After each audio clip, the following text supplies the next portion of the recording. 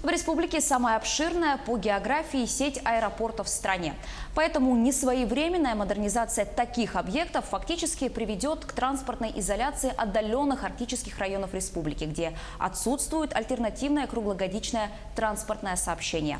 В рамках комплексного плана модернизации и расширения магистральной инфраструктуры до 2024 года предусмотрена реконструкция 16 якутских аэровокзалов. Мероприятия должны стартовать уже в этом году.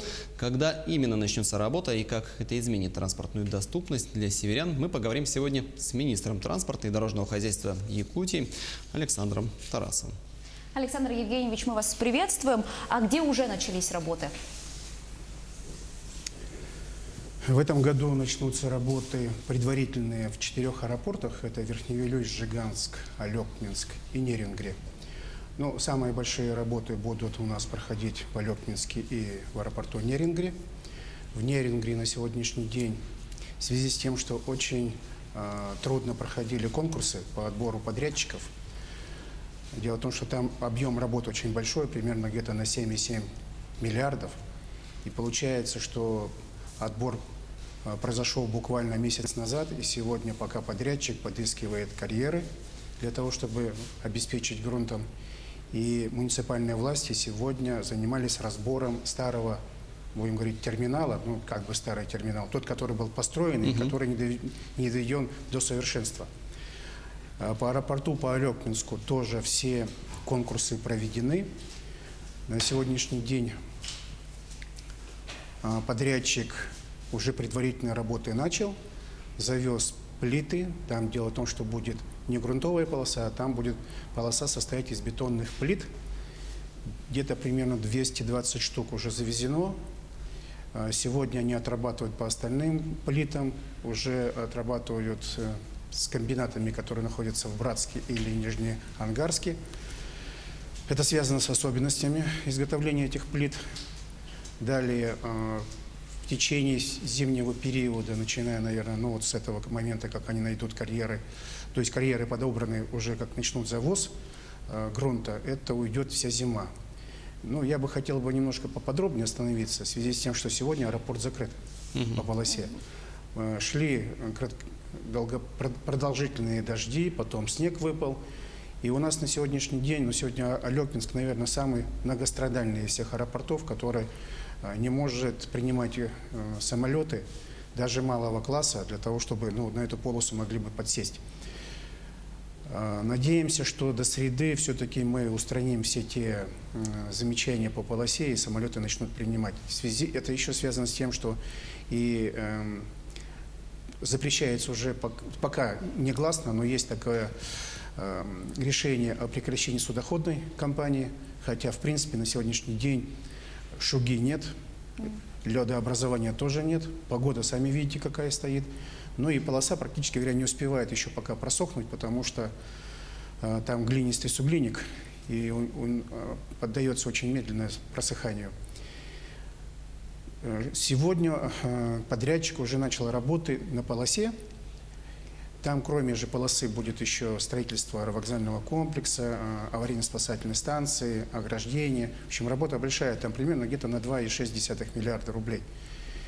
Я думаю, что в течение 2 лет мы этот аэропорт должны уже как бы завести. Вот, пожалуй, одни из самых таких масштабных как раз-таки мероприятий пройдут в Алекминске. Вот если говорить не только об Алекминске, а вот еще о других аэропортах, где вы сказали, где будут проходить еще более такие масштабные по финансам затраты, да? Именно о подрядчиках. Вот расскажите, вот имеют ли они опыт там вот работ как раз-таки в этой сфере? Как они себя зарекомендовали? Опыт, да, допустим, вот в Алекминске подрядчик, тот, который делал в Чукурдахе полосу, имеет опыт, это магаданская организация, с города Магадана имеется в виду, или Магаданской области.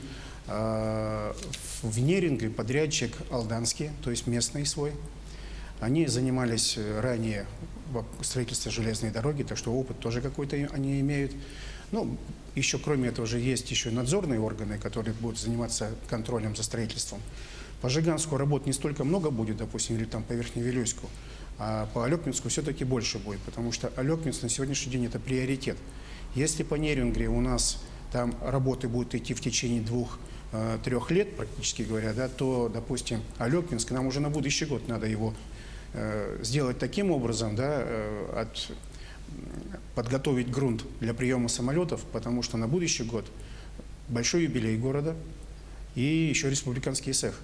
И мы сейчас уже предварительно разговариваем с речниками об увеличении рейсов не только из Якутска, но и из Алекминска в Ленск, чтобы могли алекминчане добраться до Ленска, а с Ленска можно по дороге до Мирного, а дальше уйти уже на запад, или с Ленска до Иркутска, или с Ленска опять же до Якутска.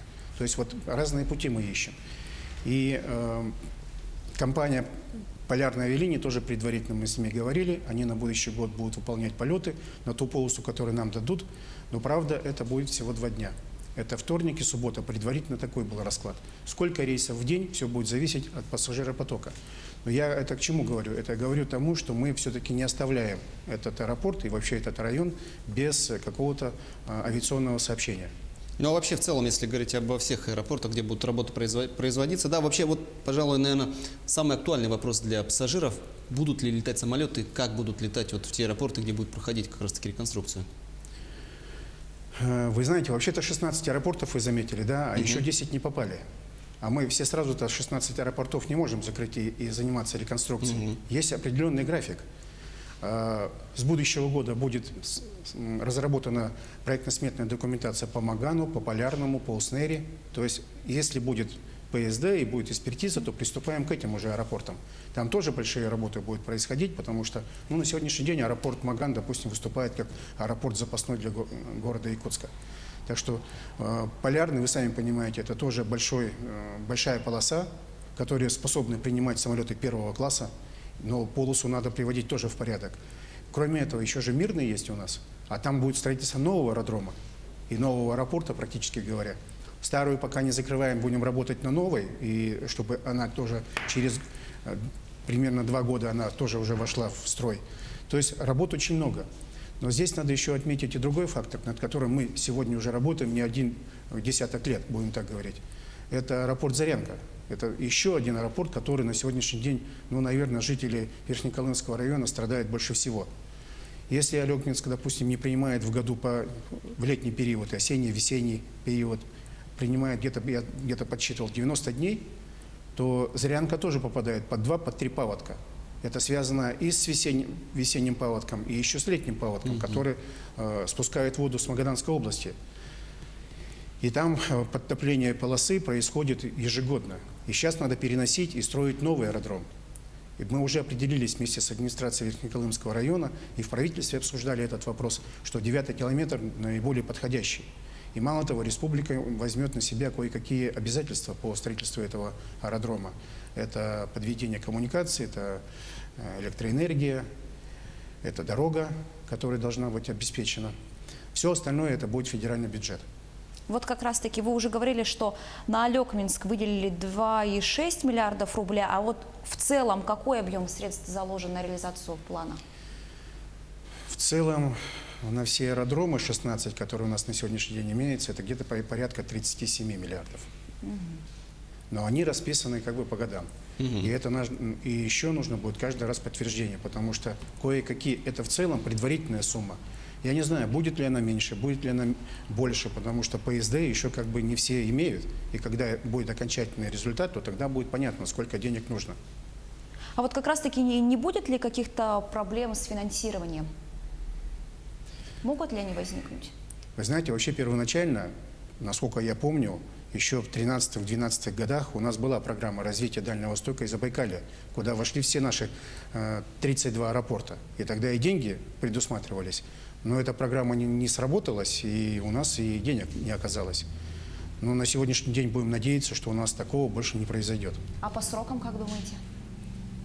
По срокам здесь может быть изменение, потому что все в процессе происходит.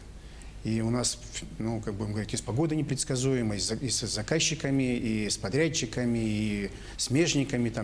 Все люди, кто участвует в этом деле, все они, если ответственно подойдут к этому делу, и если руководство федерального казенного предприятия «Аэропорты Севера» будет ежедневно контролировать, и тогда что-то получится из этого.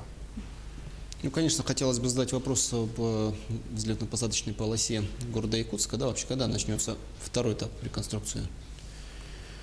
Здесь немножко тоже сложность возникает в том, что если бы все было бы предусмотрено в проекте, если бы эта экспертиза не исключила бы пандус, я сейчас не могу сказать, почему они исключили, да, потому что этот соединительный пандус, он должен, по идее, быть во всех, при всех случаях.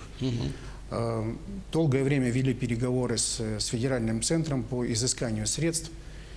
Средства нашли, теперь корректировка в бюджете, потом опять конкурсы, опять потом экспертизы, проекты и так далее. И это все переносится уже на 2020 год. Раз на 2020 год, значит, уже у нас полеты на будущий год будут продолжаться на ту же полосу, на которой на сегодняшний день есть. Полеты не будем прекращать. Просто здесь есть своя особенность. Это когда уже, так будем говорить, с запасными аэродромами. То есть у нас же и мирный строительством будет заниматься, и неринговой реконструкцией. И вот здесь надо Хотя я надеюсь, что все-таки 2020 год мы как-нибудь еще полетаем и обойдемся без этих катаклизмов. Предварительно мы вели переговоры с Сибирью. Наш куратор, первый заместитель представителя правительства, встречался с руководством авиакомпании «Глобус». Они будут летать на самолетах Бомбардье, Embraer, но это еще тоже на сегодняшний день все будет зависеть от этой длинной полосы и этого пандуса. Если все-таки мы успеем что-то сделать, то тогда это намного облегчит. Если не успеем, то тогда сроки будут переноситься. Временные неудобства будут, но, получается, их будут стараться преодолевать. Да, дело в том, что у нас создана комиссия специальная по этому поводу, возглавляет ее Колодезников Алексей Засимович. Но неудобства неизбежны, потому что когда-то все равно делать надо. Если мы сейчас оставим это все недостроено, не отремонтировано и так далее, то тогда еще хуже будет потом, в будущем. Уж лучше сейчас это все сделать. Александр Евгеньевич, еще такой вопрос. А что будет с теми аэропортами, которые не вошли в этот комплексный план? Вы сказали, что их 10. Правительство республики и глава республики над этой темой тоже работают с федеральными центрами. В любом случае мы всегда обращаемся. Мы всегда говорим на всех совещаниях, на всех встречах с руководителями страны. И мы просто не оставляем это без внимания, потому что мы понимаем, что здесь у нас это надо делать. Александр Евгеньевич, большое спасибо вам за участие в нашей передаче. Беседа получилась действительно плодотворной. Говорить и обсуждать эту тему можно бесконечно практически. На данном этапе, по крайней мере. Но надеемся, что проблем с каждым днем, месяцем и годом станет все меньше и меньше, и доступность для транспортная в Якутии станет минимальной, скажем так. Вернее, она станет обширной, но проблем станет минимальным количеством. Спасибо. О комплексном плане модернизации и расширения магистральной инфраструктуры, в частности реконструкции якутских аэропортов, мы сегодня говорили с министром транспорта и дорожного хозяйства Якутии Александром Тарасовым.